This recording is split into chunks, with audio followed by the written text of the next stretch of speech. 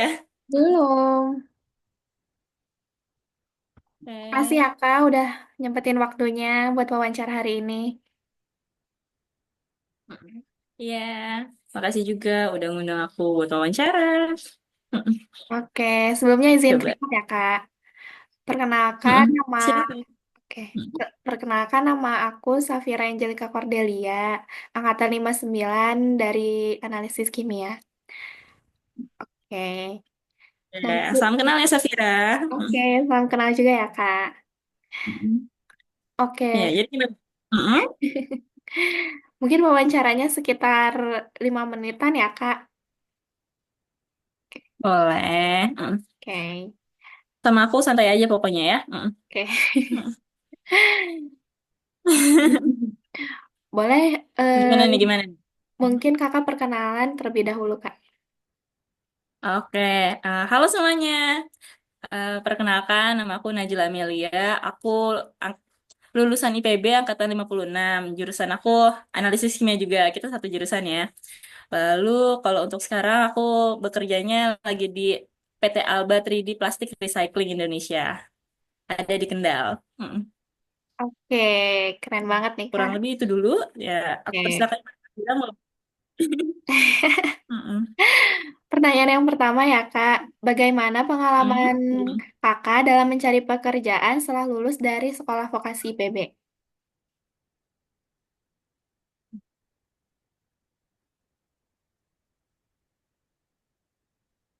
Oke, pengalaman aku dalam mencari pekerjaan ya.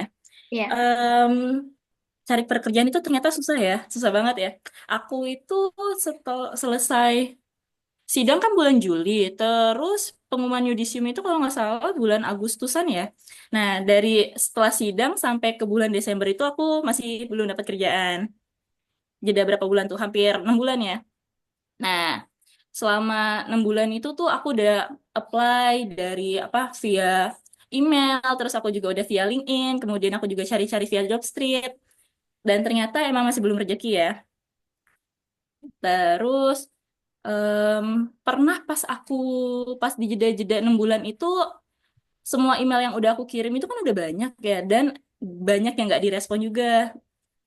Yang email yang aku dapat respon itu cuma satu pas lagi buat walk-in interview dan itu lokasinya untung nggak terlalu jauh dari tempat aku. Dan ternyata pas di walk-in interview itu juga aku nggak lolos.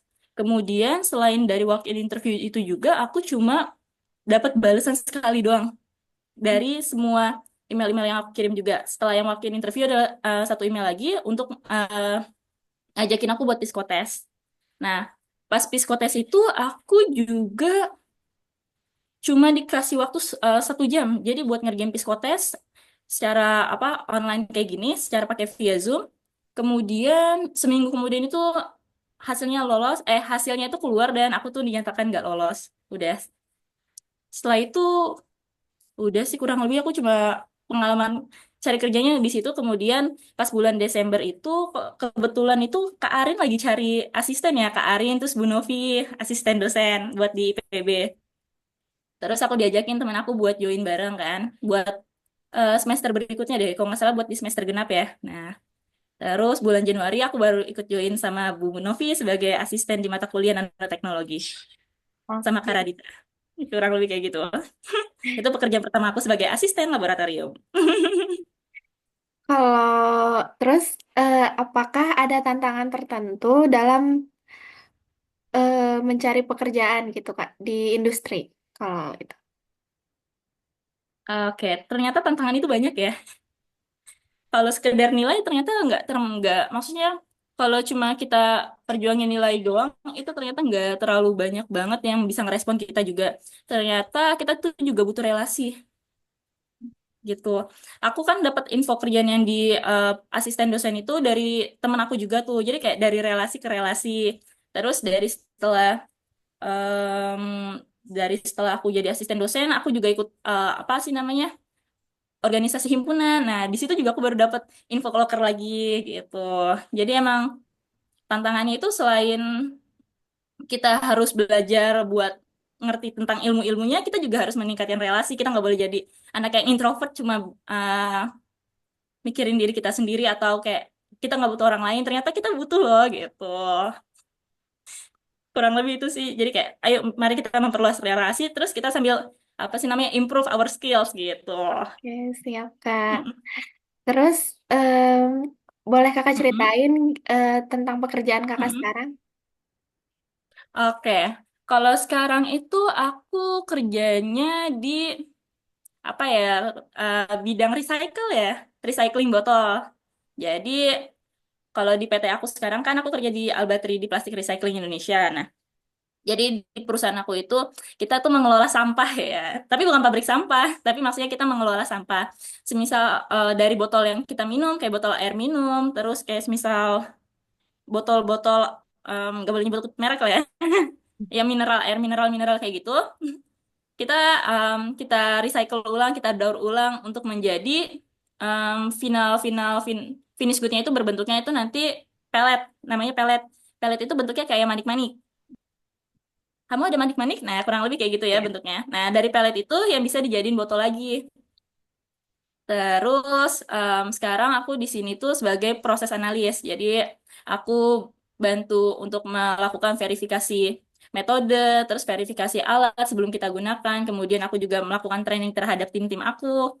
Lalu juga aku aku juga bekerja sebagai kayak kalau misal em, dulu pas di K2, di angkatan kamu masih ada K2PB nggak ya? Waduh, Apa-apa kayak, namanya ganti ya? iya Yang kayaknya pokoknya yang namanya. buat kayak ngitung-ngitung konsumsi regen. Nah, kayak gitu-gitu. Aku juga harus ngitung kayak semisal perencanaan penggunaan reagen gimana, terus aku juga harus merencanakan kira-kira equipment apa aja yang kita perlukan dan lain-lainnya. Jadi kurang lebih aku sebagai perencanaan juga di tempat aku ini. Terus aku juga harus memastikan hasil analisis yang aku lakukan itu udah sesuai dengan apa metode dan regulasi yang kita anut atau standar yang kita acu gitu. Kurang lebih seperti itu. Oke.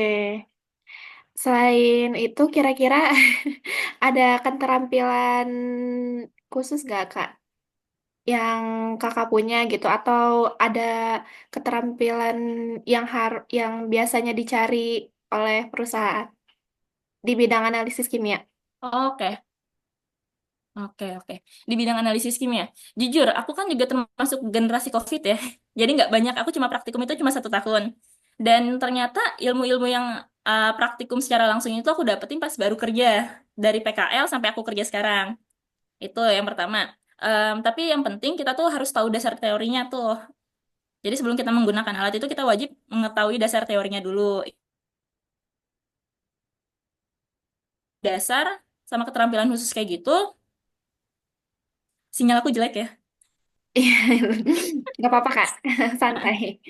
Kalau putus-putus kabarin aja ya. Sorry, Oke, sorry, Kak. sorry. Aman, Heeh, Kak. ya. Mm-mm. Yang penting kita tahu, yang pertama itu kita tahu ilmu-ilmu dasarnya, terus kita juga kayak harus tahu prinsip-prinsip alat, terus habis itu kayak prinsip kerjanya tuh gimana. Jadi kalau setiap kita mau melakukan apapun itu kayak ada dasarnya gitu, jadi nggak asal-asal trial and error doang gitu. Terus yang kedua itu selain kemampuan kimia dasar sama kemampuan prinsip-prinsip ilmu-ilmu dasar kayak gitu, kita juga harus bahasa Inggris. Benar-benar itu bahasa Inggris itu ternyata bisa apa ya namanya? Bisa ngaruh banget gitu buat jenjang karir kamu. Soalnya selama aku apa sih namanya aku interview terus aku kerja di tempat-tempat sebelumnya juga, yang paling penting itu bahasa Inggris. Kalau kamu bisa bahasa Inggris, nah kamu itu bisa ningkatin nilai plus kamu di mata perusahaan, di mata yang um, user-usernya. Jadi kayak oh bisa nih anak nih. Jadi maksudnya bisa ngikutin apalagi kalau misal kamu mau daftarnya itu di perusahaan yang skala internasional. Kalau nggak internasional kayak maksudnya dia multinasional deh. Yang itu kamu harus bisa bahasa Inggris. Terus apa lagi ya? Sama kemampuan dasar sih, kemampuan dasar. Ya kayak attitude itu juga penting banget ternyata. Karena nggak banyak gimana ya? Ternyata nggak terlalu banyak juga orang yang em, gimana ngomongnya enak ya. Coba kamu kayaknya pinter deh bahasa lebih halus dari aku. Attitude itu penting apalagi kalau misal buat user-user itu dinilai pertama. Soalnya kan kemarin juga aku sempat interview buat checker aku ya. Itu tuh aku liatin dari segi ilmu dasar, terus abis itu minimal bahasa Inggrisnya itu bahasa Inggris dasar juga, kemudian attitude mereka kayak gimana, kira-kira mereka bertanggung jawab gak sama pekerjaan mereka, apakah mereka excited atau kayak cuma ya udah yang penting gue kerja. Nah kalau misalnya yang prinsipnya kayak gitu aku tuh kayak benar-benar aku cut off, aku nggak bakal aku terima. Jadi kayak misal dia excited kayak buat kerja, oh aku pengen belajar. Nah minimal ada kata aku pengen belajar dari diri dia itu kayak, oh oke nih orang masih bisa diajak buat maju bareng, buat belajar bareng, buat improve bareng. Gitu kurang lebih. Gimana Safira? Apakah jawaban aku terlalu apa? Oke, aman, Kak. Mungkin pertanyaannya cuma segitu Aman aja, aman. Kak. Oke Makasih ya, Kak, saya. udah sharing-sharingnya hari ini. Maaf kalau Mm-mm. udah mengganggu waktunya. Kasih banyak ya, Kak. Iya, Safira, sehat-sehat juga ya. Semoga siapa guru dosennya sekarang yang Kapita Selekta? Pak Tep, Pak Tep, Pak Tekap atau siapa? Bu Novia. Oh, Bu Novi. Oh, titip Iya. salam ya buat Bu Novi. Oke, nanti aku salamin. Oke. Oke, makasih Iya. banyak ya, Kak. Mm. Iya. Assalamualaikum. Waalaikumsalam. Ya, Thank you ya. oke. Mm. Izin live ya. Oke, Kak. Siap. Oke, sayang. Yuk, bye. Bye-bye.